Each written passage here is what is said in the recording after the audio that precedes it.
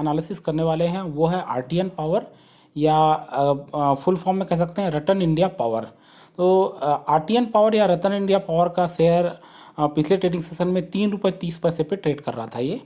और अगर आप इसका 52 वीक का हाई देखें तो ये 9 रुपीज़ 70 पैसे होता है, लो होता है 3 रुपीज़ 20 पैसे का। लगभग अगर आप देखेंगे बहुत ही हाई वैल्यू में इस शेयर में ट्रेडिंग हो रही है दोस्तों, और लाखों करोड़ों में ट्रेडिंग हो रही है। लगभग 1 करोड़ 81 लाख 87,334 वॉल्यूम के शेयरों में पिछले ट्रेडिंग सेशन में खरीदी बिक्री दर्ज की गई है। तो लाखों करोड़ों की संख्या में खरीदी बिक्री हो रही है। ये पेनी स्टॉक है दोस्तों। और अगर फंडामेंटल्स पर नज़र डालें तो मार्केट कैप इसका 1826 करोड़ का है। पी रेशियो 1.41 है, बहुत ही कम है। अर्निंग पर शेयर माइनस में है दोस्तों, -3.69। कंपनी डिविडेंड अभी नहीं दे रही है। और अगर आप इसका प्रॉफिटेबिलिटी देखें तो वो भी कुछ खास नहीं है। फाइनेंशियल का फ्रंट देखते हैं दोस्तों, तो रेवेन्यू देखें तो रेवेन्यू में हल्की गिरावट दिखती है मार्च 2021 के कंपेयर में। मार्च 2022 का अगर कंपैरिजन ले तो मार्च 2021 में 862 करोड़ का रेवेन्यू था, जो कि जून 2021 में 874 हुआ। सितंबर 21 में ये 757 पे लुढ़क गया। दिसंबर 21 में बढ़ के 805 तक पहुंचा, और फिर मार्च 2022 में फिर 823 तक ये पहुंच गया था। प्रॉफिट का अगर हम देखें, जैसा मैंने पहले बताया, क्योंकि आरओआई रेट नहीं दिखाया जा रहा है, पी रेशियो भी काफ़ी कम है, तो कंपनी नुकसान में चल रही है। मार्च के महीने में, मार्च 2021 में कंपनी का प्रॉफिट था 39.32 करोड़, जो कि गिर के जून 2021 में 824 करोड़ का घाटा हो गया। सितंबर 21 में ये घाटा थोड़ा कम हुआ, 460 करोड़। दिसंबर 21 में फिर से घाटा कम हो गया, 387 करोड़ तक पहुंचा। और मार्च 2022 में घाटा था 310 करोड़ का। तो घाटे में थोड़ी सी कह सकते हैं कि गिरावट आ रही है, कंपनी अपना घाटा कम कर रही है। नेटवर्थ बिल्कुल देखिए माइनस में चला गया है। मार्च 2021 में नेटवर्थ माइनस में था, -625 करोड़, जो 22 में एक साल बाद -2662 करोड़ तक पहुंच गया। मतलब कंपनी का प्रॉफिट बिल्कुल नहीं है और नेटवर्थ भयंकर तरीके से गिरा हुआ है। एक्चुअली इसका जो मार्केट कैप है उससे भी ज़्यादा कह सकते हैं ये इनका जो नेटवर्थ है वो गिर चुका है। अब बात करते हैं रतन इंडिया जो है पावर या आरटीएन पावर क्या करती है। तो ये basically India based power generation company है। ये बेसिकली इंगेज है पावर के जनरेशन में, डिस्ट्रीब्यूशन में, ट्रेडिंग में, ट्रांसमिशन में, और अदर इनक्लेरी एंड एक्सीडेंटल एक्टिविटीज़ में, इंसिडेंटल एक्टिविटीज़ में।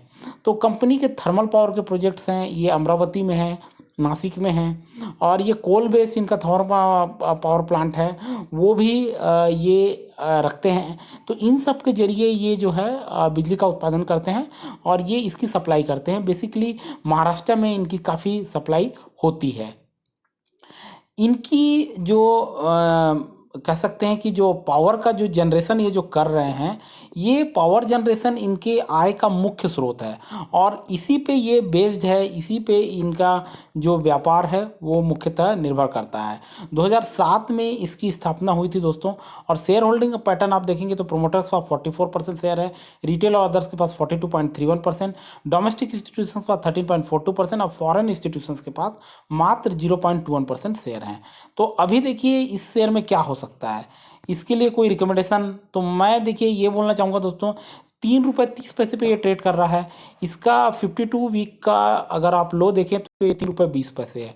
मतलब जस्ट अपने 52 वीक के लो से ये थोड़ा सा ऊपर है। लेकिन अगर इसका चार्ट का अगर आप एनालिसिस करें, एक साल के चार्ट का, तो आप पाएंगे कि इसका रेसिस्टेंस लेवल जो है अगर आप देखेंगे तो आप पाएंगे 2 रुपये 40 पैसे पे इसका रेसिस्टेंस लेवल है। और अगर 2 रुपये 40 पैसे का लेवल टूटता है तो 1 रुपये 90 पैसे पे अगेन इसका रेसिस्टेंस लेवल है।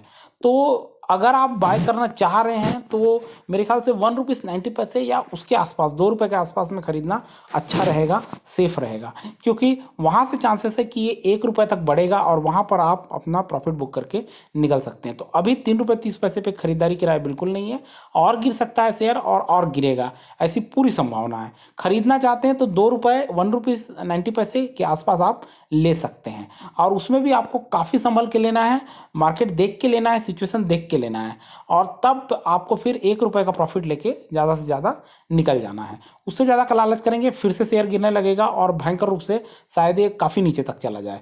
तो उस लालच में आपको नहीं फंसना है। अभी क्या हो रहा है, ज़बरदस्त खरीदारी हो रही है, लाखों करोड़ों में खरीदारी हो रही है, तो इस फेयर में मत आइए, अभी मत लीजिए, थोड़ा वेट कर लीजिए और उस लोअर लेवल पे आप खरीदेंगे तो आपको निश्चित मुनाफा होगा, ऐसा हमारा मानना है। क्योंकि कंपनी क्या है, प्रॉफिट में बिल्कुल नहीं है, नेटवर्थ भी गिरा हुआ है। लेकिन इस तरह के शेयरों में क्या होता है कि ऑपरेटर्स जो है अपना हाथ आजमाते हैं और ऑपरेटरों का खेल चालू हो जाता है। कई बार इस तरह का शेयर जो है 10-15 रुपये तक चला जाता है, लेकिन वहाँ पर आपको काफ़ी संभल कर देखने की ज़रूरत है। प्रोसीड इंडिया इसी का एक उदाहरण है। तो ऐसे शेयरों में क्या है, गैम्बलिंग टाइप की होती है।